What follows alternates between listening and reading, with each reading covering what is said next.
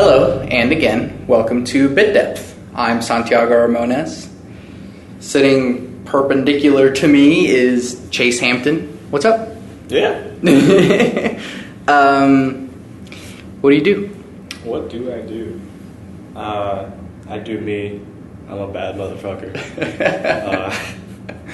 I don't know. I really don't do much. People seem to be under the impression that, like, I'm this crazy, heady musician that, like, knows everything, but I sit around and fucking watch anime all day, play video games, listen to music.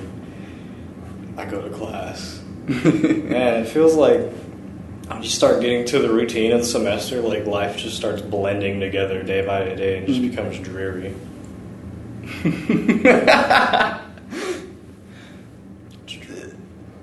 Okay, but you go to class. Yeah. What do you go to class for?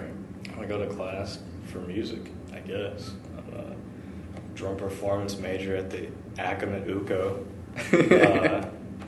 Yeah, people think I'm good to the point that, like, in my speech class this Monday, somebody was like, hey, I have a friend at ACM that says you're fucking amazing at drums. Like, verbatim, that's what they said. Mm-hmm. And I looked at my teacher, and I was like, I told you, people know. I sound like a fucking asshole right now. No, I mean, as far as I can tell, you just told the truth. I don't know, like, I try to be humble about myself as a musician because, quite frankly, in the grand scheme of things, I'm just okay, you know. Sure. I'm only 19, but until I'm, like my heroes, I'm nothing, in my opinion. But I guess in context of my peers, people seem to think I stand out, but I don't pay attention to that. My brother tells me not to take compliments for granted, but I do. Sure. I mean, when did you start playing drums? I'd say the 6th grade. Nice.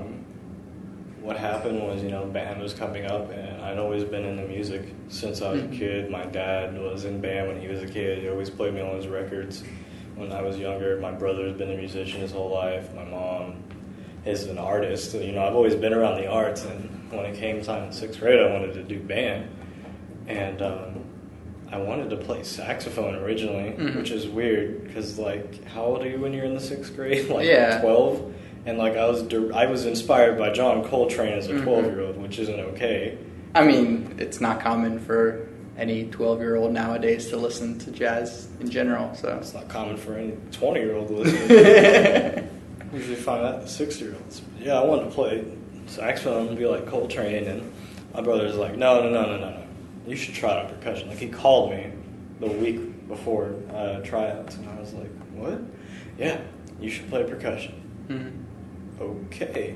I mean, I just listened to him because, as far as I knew, as a 12-year-old, my brother was the greatest musician on the planet. Yeah. What's your age relation to your brother? Let's see. He's 12 years older than me. Okay. I'm 19, so he's 32, 31. Fuck, I don't know. He's 31 now. He's actually my half-brother. He has a different father than me. My father is white, and his father is Puerto Rican. And my brother's name is Heath D'Angelo Nieves. He's my hero. Dang. So if I ever send you this podcast, D'Angelo, I'm giving you a shout out in like the first 10 minutes. Yeah, there you go. So did you like percussion? Yeah. I mean, like, I went in there and, like, I aced it without even, like, thinking about it. I aced the tryout. I was pretty much the best until high school, and then, like, I had an equal as far as, like, an equal, like, level of drummer. Yeah. And then since then, you come to college, and you're not the best anymore, but you certainly have, like, everyone has their own qualities which they stand out. Shit, man, when I think about it, like, I'm pretty much the only dude from my graduating class that still does music. Everyone else just stopped. Yeah.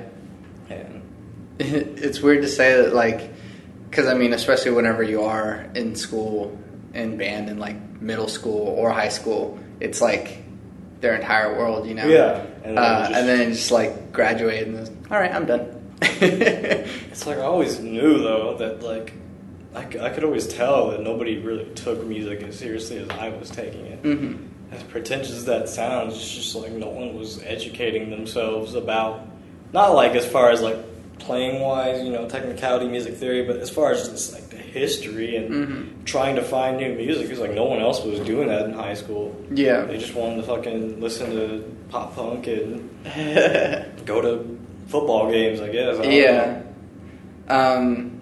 So you did stay in band through high school? Yeah. Marching band? I was the center snare and drum line for 2.5 years. Pretty much became like the face of the band by the time I was senior. There's a few funny stories in that. So you want to hear? Sure. We got time. Let's see. I think I was a junior. It was like the first full year I took over as center snare. And at my high school, Enid High, the cheer and palm and drumline had a strange relationship. I always described it as like a one of those girls who just, this is gonna sound terrible. I'm trying to think of how to say this without being like just terrible. It's like the people, like a girl who enjoys being treated bad, and that was like the entire cheer and palm, and I was the dude that treated them bad because they would constantly be begging me to like play certain songs at certain games, to go to certain activities, and like I would just treat them like trash. I mean, like as far as you can, like directly treat relative strangers as trash. But one time they, what happened? I swear, like we had stolen some. I was a real grade A shit poster in high school. I had convinced Cheer and Palm that we were no longer going to play this pep song called Bula, and it's their favorite song to dance to. I have no idea why. It's kind of a boring song.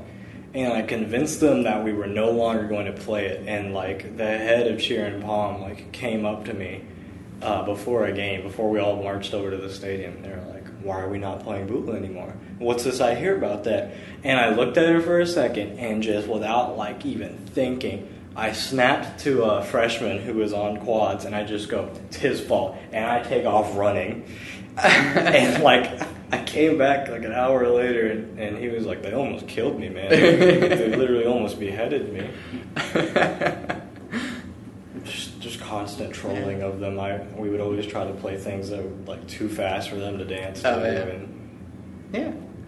No, I mean I loved band less so because of the music, but more because of the people. Yeah, it was the opposite for me. But I mean, I kind of realized the other day that like there was sort of a disconnect between my taste in like classical music and my taste in contemporary music. Yeah. Has that always been like a separation, or is it just like one whole thing for you? For me, I always like I said, I was a shithead in high school, and like I was just adamant that classical music was terrible in high school simply because it hadn't been done for so long. I was like, if it mattered, it'd still be going, and people would still care. But like, no one gives a shit about neoclassical. You can't tell me John Cage sitting there and farting for 3.5 minutes is something revolutionary. But I've come to appreciate classical. As far as like what I'll actually listen to, I prefer, like minimalism and like more modern takes on that. John Riley, it's Terry Riley, and just like the newer guys. Even though I shit on neoclassical before, I have very niche taste. Now I always tell people that like I think Mozart and Beethoven are probably the greatest musicians ever lived. Does that mean I like listening to it? No. But I think they're probably. I mean, you can't tell me someone who's like completely deaf and just writing symphonies based on his intuition alone, and it coming out as being like some of the greatest music ever. You can't tell me he's not the greatest musician ever. He's deaf. Like, he didn't even have to hear it and he knew how good he was. Like, that's insane. That's basically... Beethoven was the Kanye of whatever he lived. Yeah.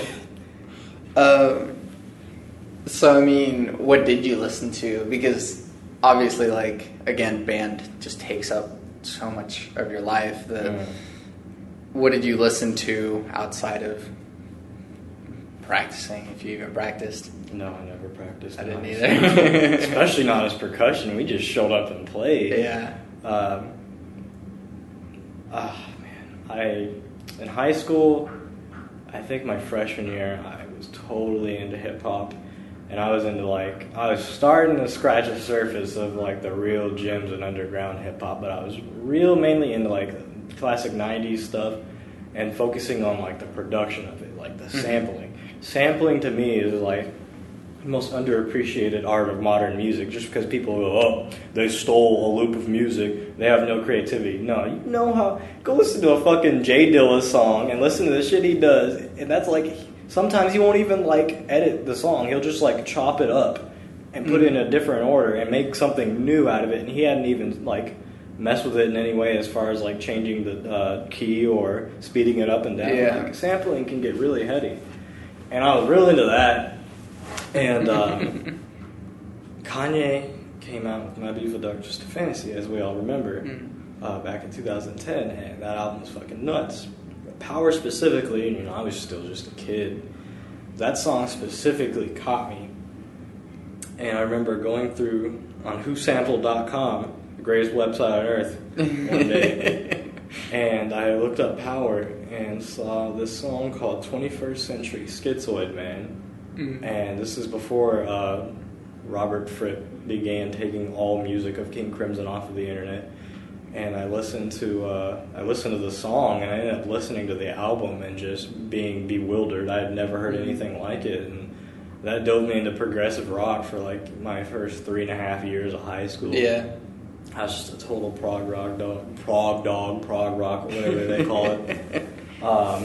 Eventually, by the time I started leaving my senior year, I started getting into more experimental, I was getting out of progressive rock. I've grown out of it by now.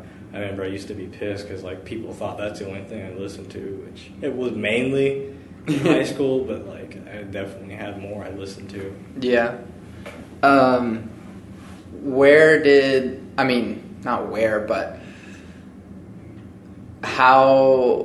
How did music become important to you as opposed to, other people like dogs or something? I don't know.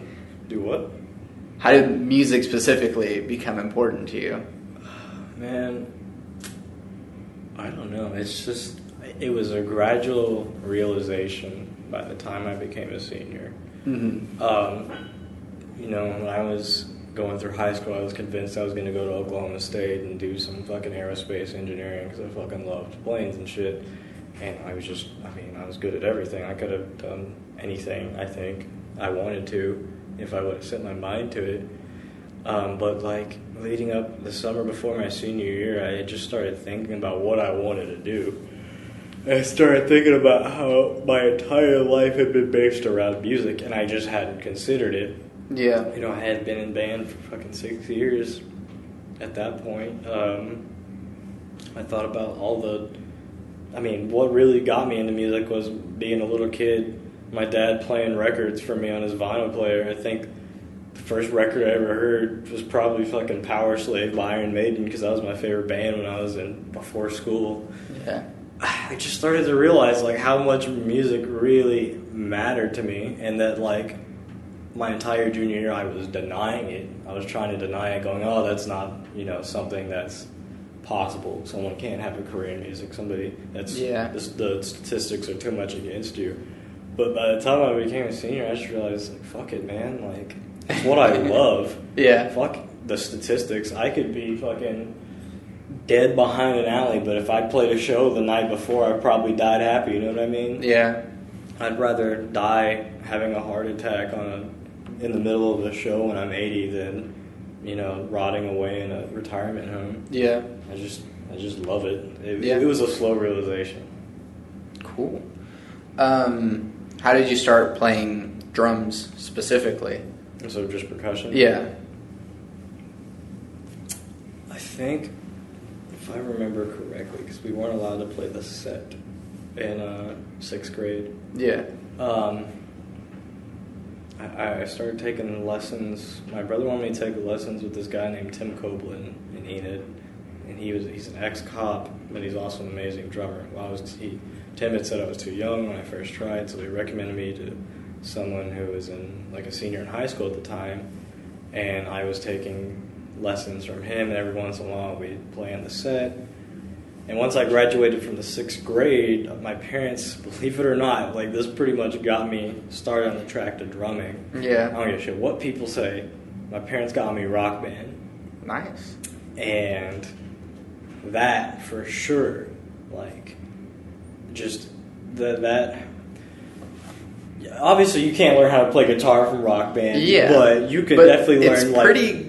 I mean, hitting a thing in time. Yeah, exactly. Like the drums, like you learn hand-eye coordination and foot coordination. Yeah. From playing the drums on Rock Band, and that all that got me started on the path. By the time I got into 7th grade, because when I left 6th grade, that we were still in elementary, and that was like the last year they had 6th grade in elementary in my town.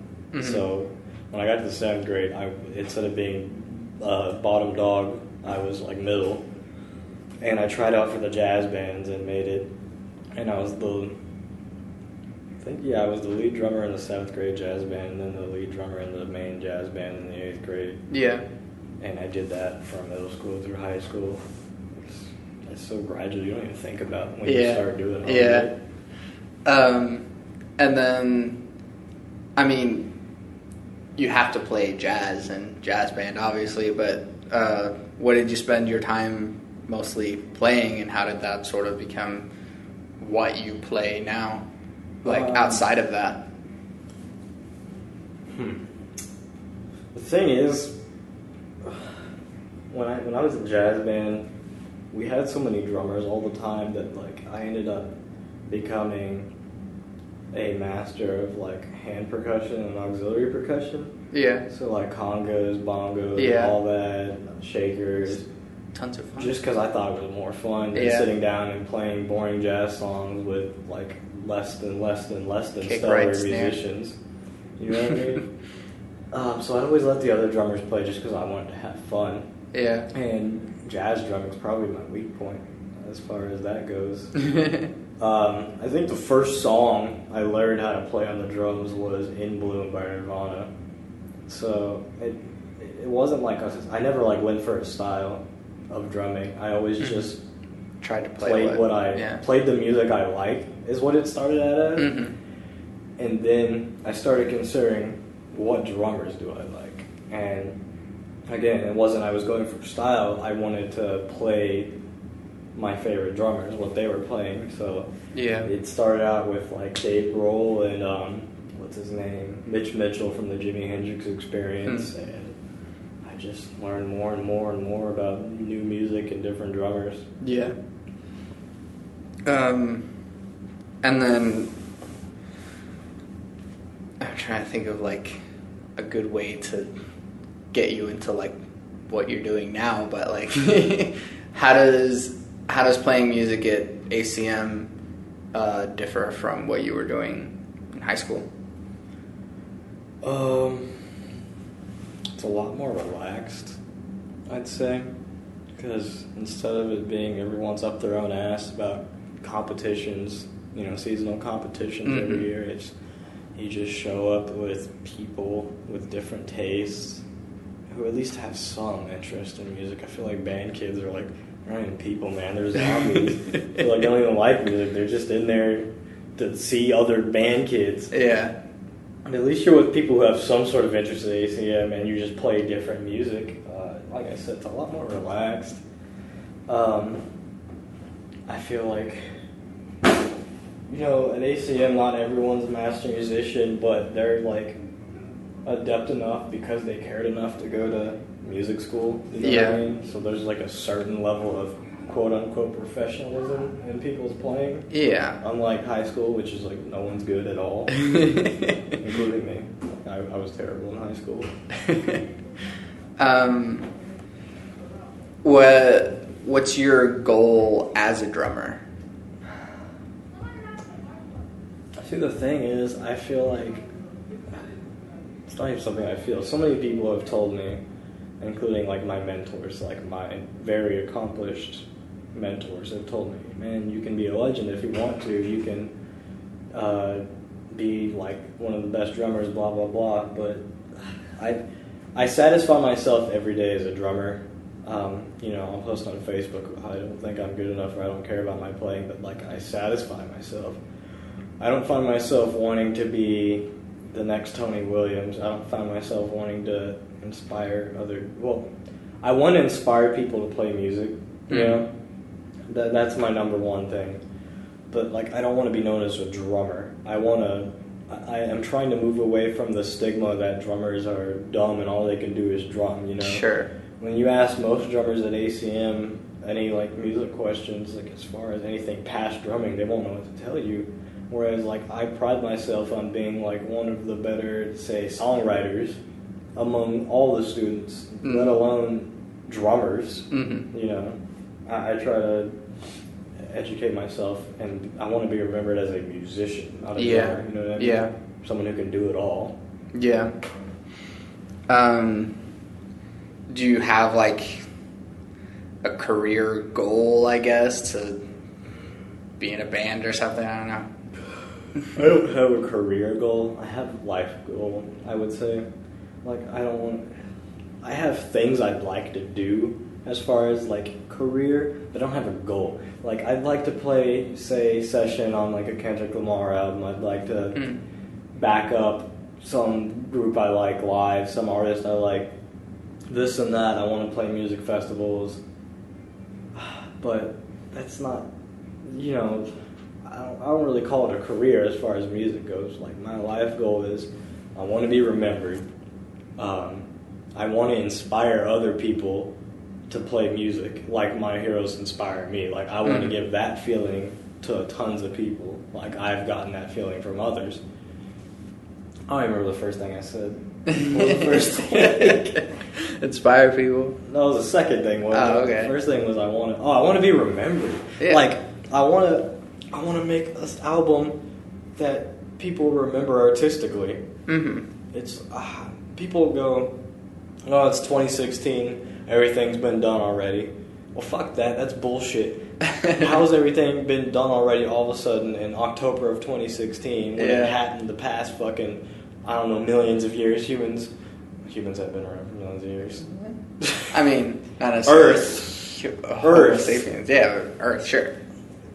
Not everything has been done. There's no way. Like, not everything had been done when Beethoven did his bullshit. Not everything had been done with my obscure bands I like of the 1900s that did it. Sure. I wouldn't say that I love Death Grips. That's my favorite band of the 2010s, and people try to compare them to Dalek and Clipping. It's like, no, man. Like, they're really their own thing. Like, shit, you can make new shit. Yeah. And I want to be remembered as somebody who made new, unique, and rememberable shit that will inspire others to make theirs. For, like, if you were making an album, like, would it be Chase or would it be, you know, other people that you want to work with? Man, I don't know. It depends on what kind of project I'm doing. I would love to just release something that I wrote totally by myself. I'd love to make something out of all the ideas that my brother and I have bounced off of each other over the past few years, although he's living in South America right now, so I don't know when that will happen. But it will happen eventually. I think when me and my brother finally touch ground together, we'll make something crazy. I have tons of friends who want to make music. Yeah. I mean, do you have more motivation to lead the thing, or would you rather sort of help? I would say lead. Probably my greatest musical hero, in my opinion. Okay, so I said Beethoven's the greatest musician earlier today. Well, yeah, well, but my most influential is Miles Davis. He was a fucking general, man. Like, he was a commander of musicians. And although I don't see myself being as crazy and mean as Miles Davis, I do feel myself being a sort of band leader like him. Like, in jazz bands, when I did care, you know, it depended on the day, but when I did care, I often found myself telling the other students about jazz because they didn't know a single thing, and I'd be like, no, you see, like this and this. At ACM, sometimes the teacher will be gone, and I'll end up having to like lead the band.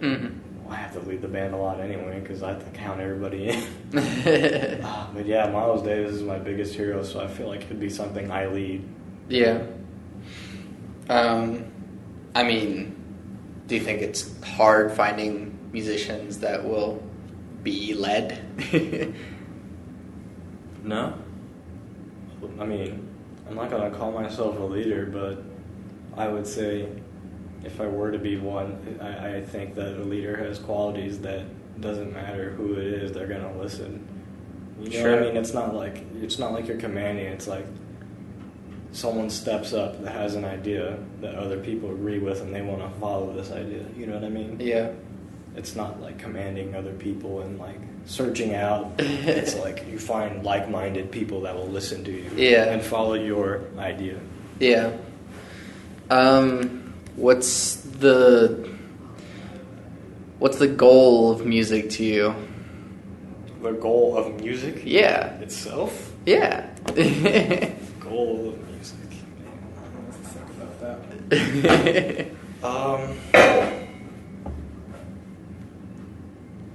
It's like, I think the goal of music is to express. It's like your fifth limb. It's just an extension of you as a person. Yeah. Whoever writes that. I mean, that's what I think the true goal of music is. Of course, there's, very manufactured pop music, and as impressive as it is, those writers write for these products, and like they make stuff that they know is going to be hits, and like millions of sheep will fall for it and like buy it. And as impressive as it is to write that kind of stuff, I don't think that's the true goal. I feel like the true goal of music is for a man or woman to express themselves. Mm-hmm. What's your way of expressing yourself musically? I don't think I've found it yet, just because like I'm so caught up in school and work that like when I do have free time, I find myself watching shows or like watching shows on the internet, watching football, playing games, or listening to music, because that's my only downtime. And I feel like I need to start writing music in my downtime more. Mm-hmm. And because like you only get better every time you do something. Yeah. And I feel like the more I start doing it when I do have free time, the closer I'll come to expressing myself as a musician. Because I listen to so much stuff that I have so many different ideas. Like on the one hand, I feel like right now America needs another band like Fugazi and who's that other band that I think is like one of two intelligent punk bands, because there's not many, most punk bands, they're actually kind of dumb. But I think we need another band like Fugazi, like someone who knows what they were talking about. Oh, like Rage Against the Machine there, that was the other band. Godspeed, Black Emperor, they're not punk, but we need another band that can call out the bullshit that's happening in the world right now and know what they're talking about. Yeah. Because most bands, they call it out, but they don't know what the hell they're talking about. Sure. Like, they'll call out something's wrong, but they couldn't tell you what is right. Yeah. I feel like we need that right now. And then that's just like from like a political standpoint. Like musically, like I have all kinds of crazy ass ideas. Like right now I've been wanting to mix like bossa nova and Brazilian pop, which is like MPB from like the 70s and stuff. I want to mix that with like shoegaze, or I want to mix like krautrock and Afrobeat, like bunch of world influence stuff that I feel like was untapped and like forgotten. Because it was like just lightning in a bottle. Yeah. And rock's dead to me, okay? Like straight, hard, classic rock needs to die. Because it's a husk at this point. It's like jazz. Those two genres, man, like they played out their part in history. But like it's time for them to be laid to rest. And I mean, I'm talking about just straight rock. Subgenres, I'm all for, because there's a ton of untapped potential. Sure. But straight, like, people just making hard classic rock, like, shit needs to die. Zeppelin was a thing because of their time. Like, they could never do anything like that again. What was the question? No, you kept going. That's sort of the point of having the question to begin with. Another good one is just, what role does technology and electronics have in the music that, one, you would make, but just music in general? No, I always hear older people who are fans of rock, which, like I said, is dead. I hear them say that, like, oh, look at this fucking asshole EDM jerk off. All he has is a fucking computer. He doesn't know how to write music. First of all, if you fucking, like, think about what you're saying for a second. To make music, you have to know how to make music. You can't just magically press a button and a computer makes music for you. Sure. These motherfuckers, like, they're well educated as far as, like, music theory goes. Like, they know how to play instruments. Sure. You can't just press a button. I think electronics are the future. I think the future is blending electronics and conventional instrumentation. Mm-hmm. It's been done before. It's been done for the past 100 years, but it needs to be perfected. It's been experimented, but it's never been perfected. Yeah. I think one of the closest times we've ever come to perfecting it is this album called Velocity Design Comfort by Sweet Trip. It's one of my top 10 favorite albums. And, Jesus Christ. Like, that's an album people need to go listen to if they want to hear what I'm talking about when I say blending conventional instrumentation and electronics, because that's something you can't really put into words, but if you know what you're talking about, like, you know. Mm-hmm. And I feel like that kind of stuff goes outside just playing drums, obviously. Yeah. That, I mean, do you see yourself, like, making most of your music not on drums? Of course. I think all music I write will always be, like, on point and, like, way ahead as far as, like, percussion, drums, and rhythm goes. But, you know, I can play piano. I can write on stuff. I'm trying to learn how to play guitar in the next year so I can record my own stuff that I come up with. Everything I write, you know, I can write fucking 12-part symphony if I wanted to. It's just, I mean, the level of skill is just how long it'll take you to make it. Jumping into the other side of this, we exist in the universe. Yeah. How do you think we do that?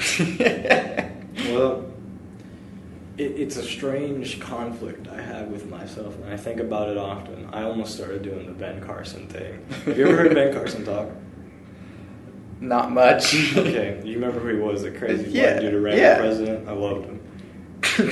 You see, the thing is, Ben Carson, he would call out the boogeyman, Saul Alinsky, at the Republican National Convention, and he would scare the hell out of people. And you can't do that in the political world. You can't name drop actual problems. You have to keep the people quiet.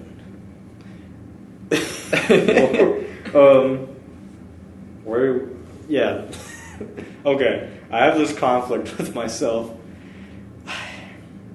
I believe in God, but I'm also nihilistic. Like, I've been nihilistic for a while, and I've also believed in God for a while. And I think recently I've come to think, instead of, like, just my existence itself being pointless, all existence being pointless, everything, everyone, I feel like I have a life. I don't necessarily, like, care about it. I just kind of move through it, and people seem to enjoy me, so I'm doing something right. And I just feel like, I have a life for a reason, but in the grand scheme of things, my existence doesn't impact what's going to happen. I think, one of my life goals is to be remembered, to inspire others, to make, like, an album that everyone will remember, but it's very short history. How long do people remember? How long before our children fucking blow each other up with nicks? How long will music be around as far as, like, recorded music before everything is gone, everything disappears? And when you think about it in the grand scheme of things, that's very it's not a very long time at all. You know, we're not here for very long. People fucking supposedly live for 200 years aren't here for very long in the grand scheme of things. Mm-hmm. I can enjoy while I'm here, trying to impact people, trying to make something that is heralded, but I do accept that eventually it won't matter. Now, how long that will be, that's beyond me. It could be 1 year after I die, or fucking 250 million. That's an interesting, like, juxtaposition of beliefs, because how does the nihilism relate to believing in God? Exactly, that's the thing. Like I said, it's always been a weird conflict, because, like, I don't call myself a Christian because I don't practice it, you know. I'm not a fucking hypocrite. These motherfucking people get railed on Saturday and go into church at their Starbucks on Sunday and talk about how Christian they are, you know what I'm saying? And I don't feel like, I mean, you hear how much I curse. I fucking I don't practice at all what I preach, but I don't preach. So that's how I accept it. Is that I believe that there is a higher power, and I believe that, honestly, there's no way I would be like as good at the things I am without some tipping. How do I say it? Like I'm trying to be vague, but honestly, I feel like my talents and my luck in life is God given. But I also feel like I'm saying, in the grand scheme, it really doesn't matter. Right now, I'm 19. It might matter. I might be satisfied by the time I'm 40. But I don't talk about being a Christian because I don't think I am, because I don't practice it. But because I don't talk and preach to others what I think they should believe, because I think people should believe whatever the fuck they want. I don't try to force anyone's belief on anyone else, and because of that, because I don't talk about believing in God, I can accept the fact that I believe in Him, because I don't talk about it. To me, Martin Luther, he's the realest nigga of all time. Like, even more than Martin Luther King Jr. Because that dude, he said, fuck you to the crooked ass church. He was like, look, religion should be a relationship between your God and yourself. It should be what you believe in and yourself. There shouldn't be an entity in between that. That's how I feel about religion. I don't think that organized religion is okay, because I feel like people take advantage of naive people. People take people's money. They take advantage of what they believe in.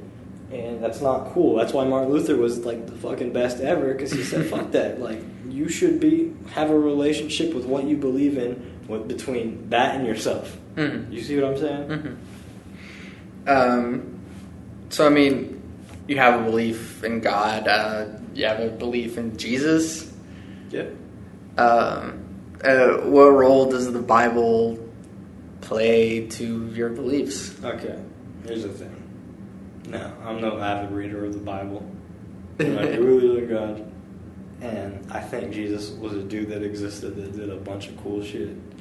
Was it magic? I don't know. I couldn't tell you. Maybe. But that stuff has been translated through so many different languages over so many different years. Word of mouth. That, like, we have no way to say what actually happened. To me, you're supposed to take the Bible figuratively and with a grain of salt of how to guide yourself to live like a morally right life. Yeah. Or a pillar of salt. It's a Bible joke. Yeah, Sodom and Gomorrah. Okay. Continue. What was I saying? I just checked the text and I just lost my train of thought. Oh, man, like, you should take it with a grain of salt. You should take it figuratively and use it at how to guide yourself instead of follow everything it legitimately says. Because, like, it contradicts itself quite a lot. This is coming from somebody who believes in God and believes that, like, you know, Jesus fucking existed. Like, he was probably a really good person. I don't know if he did everything that's said in the Bible, but he was probably a really good dude. Yeah. Like, how are you gonna talk? How's it gonna talk about loving everyone, and then people turn around and like try to kill gay people? Yeah. And like that's not just a problem with Christianity. Fucking, that's what. Here's one thing I don't understand about like a bunch of liberal people in this country, and I'm saying that lightly. I'm saying that lightly because like I'm pretty centrist. Like I'm not left or right. Sure. But I have a problem with really hardcore like liberal like college girls and like how they fucking demonize Christians for, you know, not liking gay people, but like they try to like defend Islam at every turn, and Islam is probably like one of the more like primitive, fucked up religions on earth right now. Like those motherfuckers systematically oppress women. Yeah. Like I don't care what people say, like they're probably holding a gun to those women's heads when they say, "No, I love the hijab." Yeah. You can't talk about loving everyone and then go around and be like, stone someone for lying with another man. And like I said, I think everything is taken figuratively with a grain of salt. I think that if you really pay attention to the Bible, Old Testament God, you know, OG God, he was kind of an ass. Yeah. But New Testament God was like, nah, man, you know what? I love people. You know, it's weird. It's a weird, very weird thing. It's not something I'm a total expert on because, like I said, I'm not a practicing Christian. I don't read the Bible totally. Sure. But I know for sure that supposedly, when Jesus died, obviously if you read it, God became a lot more lenient about people.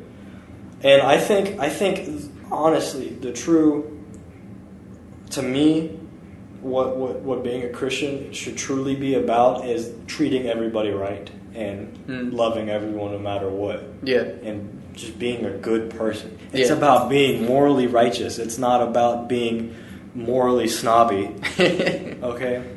And that's my problem with organized religion and a lot of hypocrites is like these fuckers are assholes. They lie about everything. They treat people wrong, and they give. I think like those are the people that really give religion a bad name. Sure.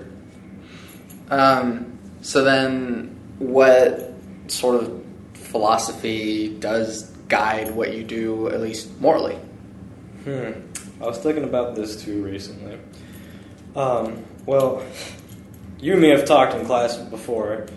Passively, offhandedly about being a sociopath. And, like, I kind of really am. And I was thinking recently about how despite being, like, almost emotionally gone, just mute, like, I don't feel anything. I don't feel remorse and all that. But, like, I think you can separate, like, how you feel about things from, like, your morals. So when I morally guide myself, I'm very indifferent about everything, and I try just to avoid conflict because I feel like, not because like I'm afraid of conflict, but because I feel like it's inconvenient. It's a waste of time. Like there's so much more we could be doing than like bitching at each other. I try to treat everyone right. Is it because like I'm trying to be a good person? No.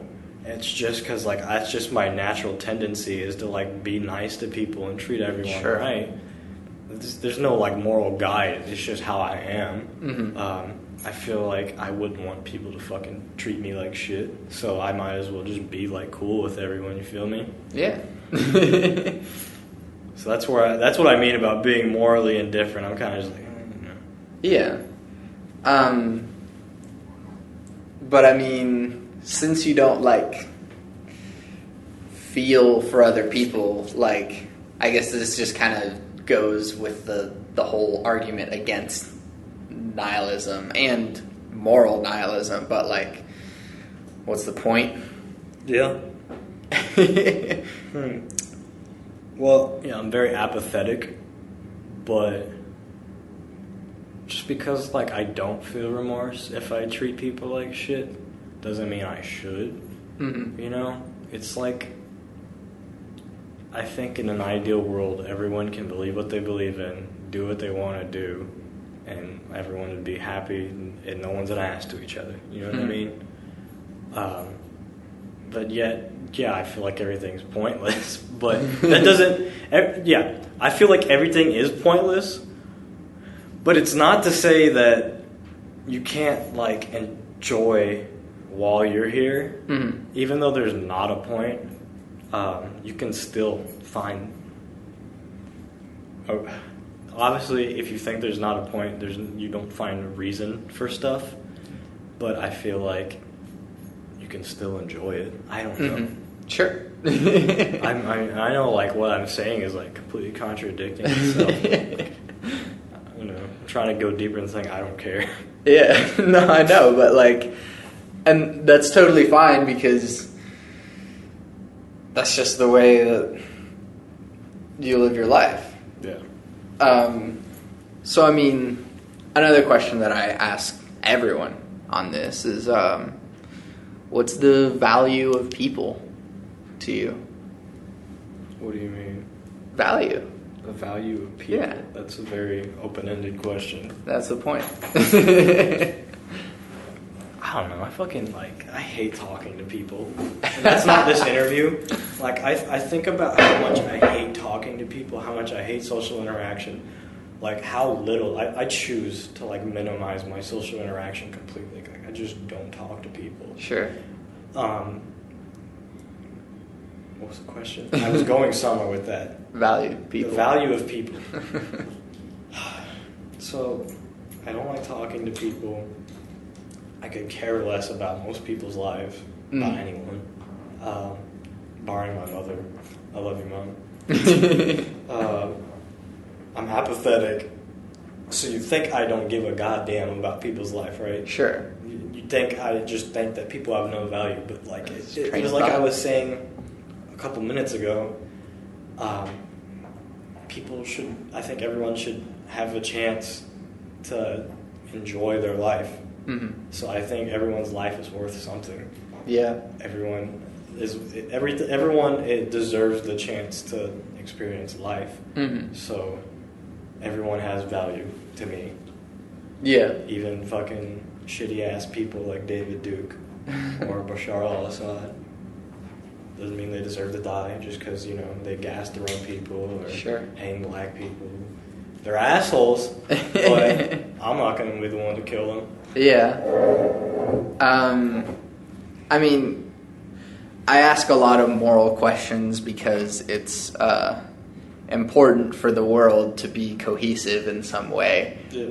Because it affects everyone. Yeah. So, I mean, to even go specifically, like, you said that you don't want those people to die. Like, morally, just killing all right? Depends. What do you, like, how justified is taking somebody else's life? Am I prepared to fucking take someone's life? If I had to think about it, no. If I had to survive, yeah. If I was, you know, fucking destroyed and brainwashed like they do soldiers on the field, fearing for my life, hungry as shit, and the only thing between going home and dying is this dude's life, that's something you don't think about, you know what I mean? Sure. But if you think about taking somebody's life, that's a very hard... I think anyone would be met with a few moments to think, like, of struggle. You know what I'm trying to say? They would be left struggling what to do. Anyone. It doesn't matter how heartless they are. They would have to fucking think about it until they broke themselves. Sure. To not think. I know that's one argument of the death penalty. For me, I could give a shit less. I mean, I think that there are people who've done bad enough shit that in our justice system, yes, killing them would be correct. As far as if they've gone through trial and people are like, all right, this dude's done something bad enough that we as a country have decided that is penalized by death. Yeah. But that's not my decision until I'm on a jury. Sure. It's case by case. Yeah, it's case by case, man. Yeah. Like it's. But there is a line. There is a very fine line. Okay. It's a fine line that we can't see. Yeah. How does your nihilism relate to your music? I don't know. When I write music, like I don't think about like philosophy or what I'm really writing lyrically. I always think about like the music itself. I guess I've wrote some pretty weird, bleak stuff that's like sonically, not lyrically. I think one of the last things I wrote lyrically I really enjoyed was talking about how we as people have just we've become zombies, like because of our phones, and we're just stuck in like uploading constant bullshit to social media. Doesn't matter what kind of bullshit it is, pictures, statuses, whatever. It's just the shit, like, it doesn't matter at all. Yeah. I think this is where the nihilism comes in. Yeah. Like that kind of shit, everything people post, including every single thing I've ever put on social media, doesn't matter at all. And I feel like it's a fucking platform for people to be narcissists. It enables everyone. I'm a bit of a narcissist.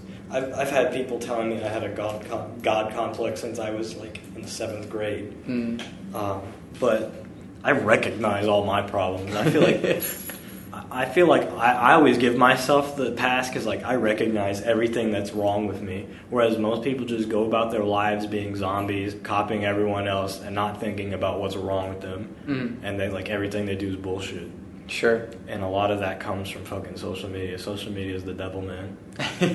That's the real devil. We had to find one and burn it.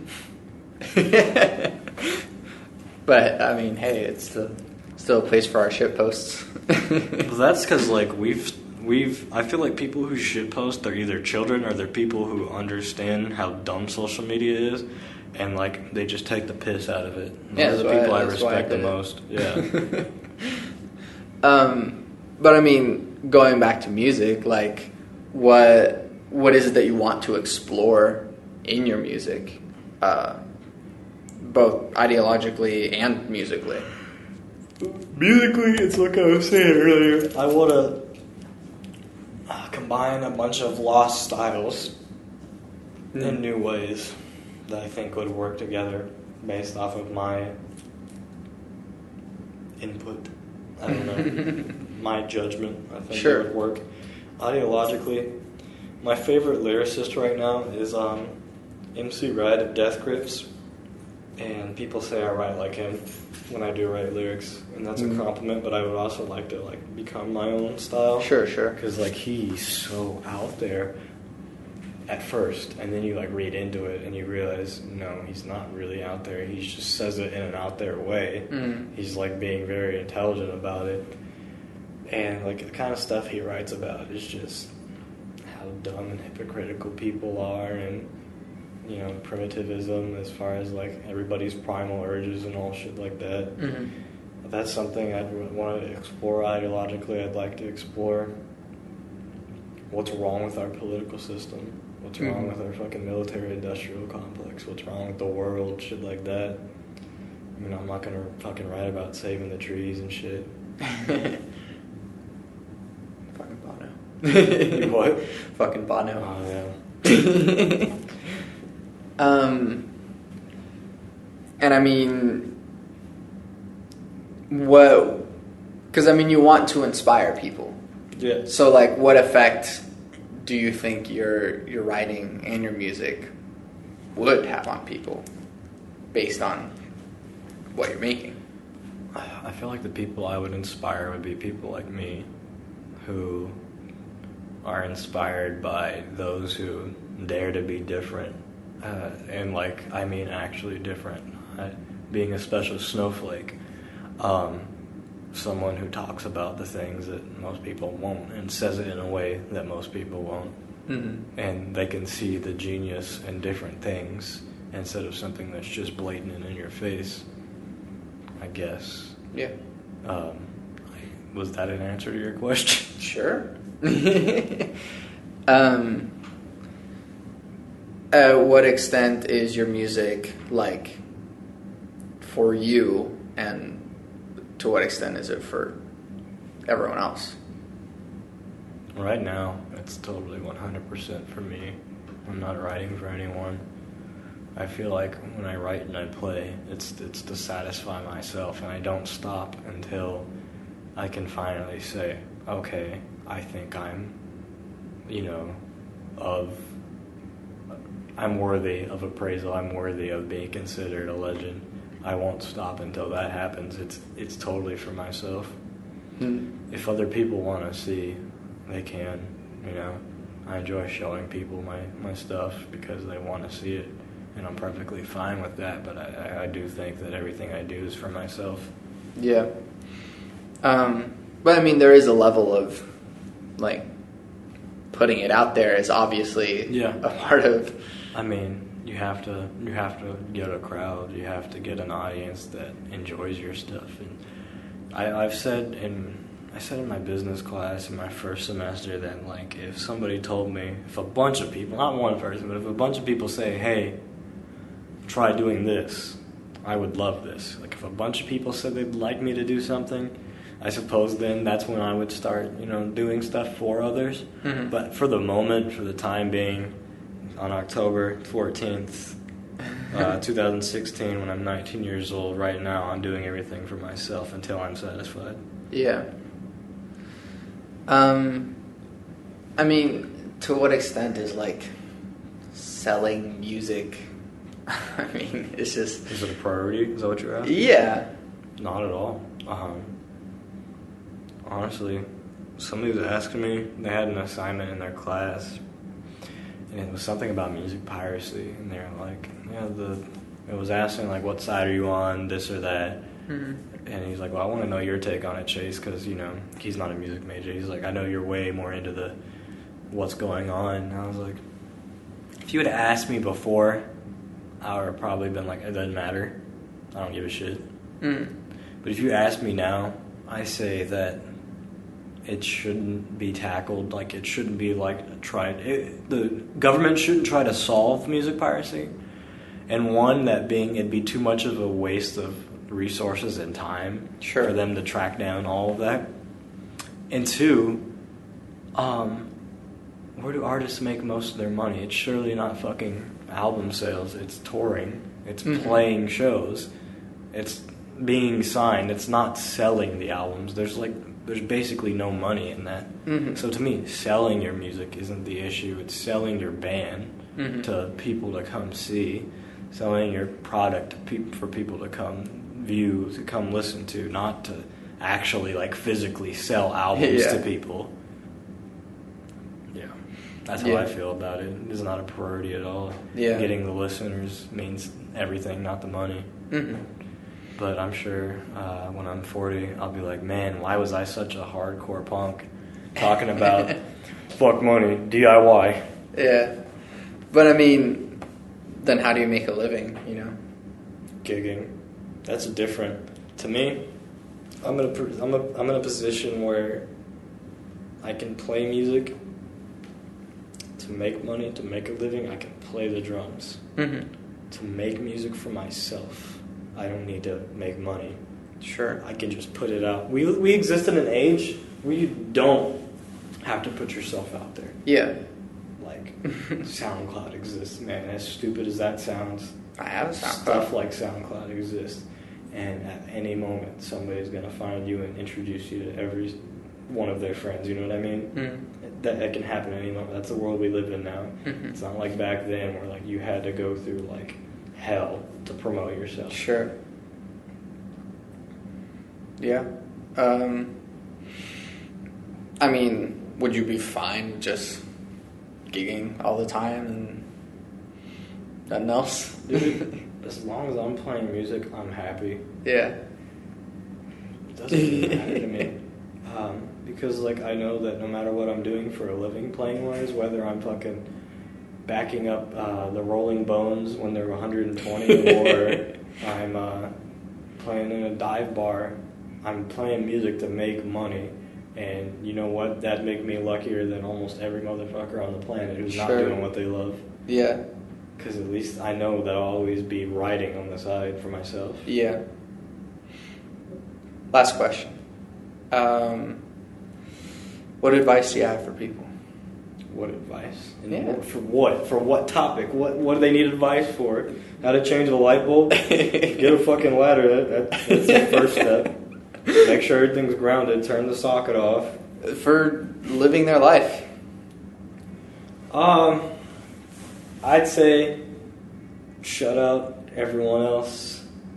Not like be like completely like not like be a shut in and be antisocial, but like if you want to do something, go fucking do it and don't listen to what other people say. Because, you know, somehow I had the problem of no one ever telling me in high school that pursuing a career in music was stupid. Mm-hmm. Like, I think that you need someone to tell you that you can't do something, but I also think that you don't listen to them when they say it, and instead you take that as a challenge. Sure. Go do what you love. You can do whatever you want if you put your mind to it, but just don't listen to people who say you can't do it. Yeah. You need someone to say it, but don't listen to them. You know what I mean? Yeah. It's excellent.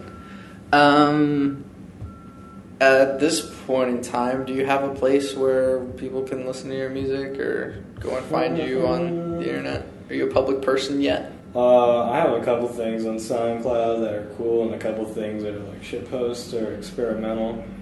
I guess I can say my SoundCloud link. But I also have a bunch of stuff that's that like my actual like compositions, like songs I've written. Mm-hmm. That's not on SoundCloud. Sure. That stuff's locked away right now.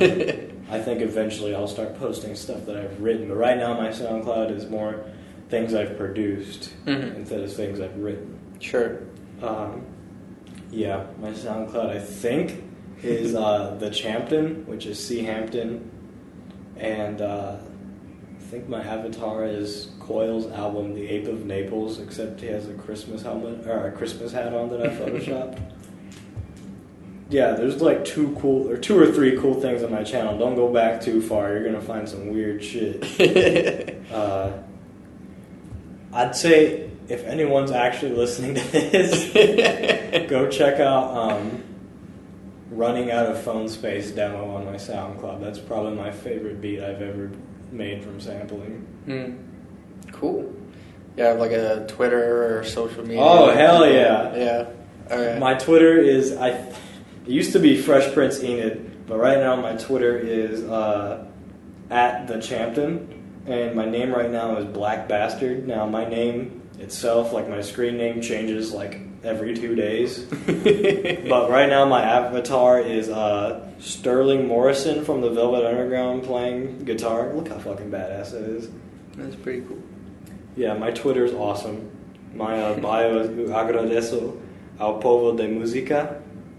It's Portuguese. I heard it in a song I really like. I appreciate the dust of music. The people of music. People. Okay.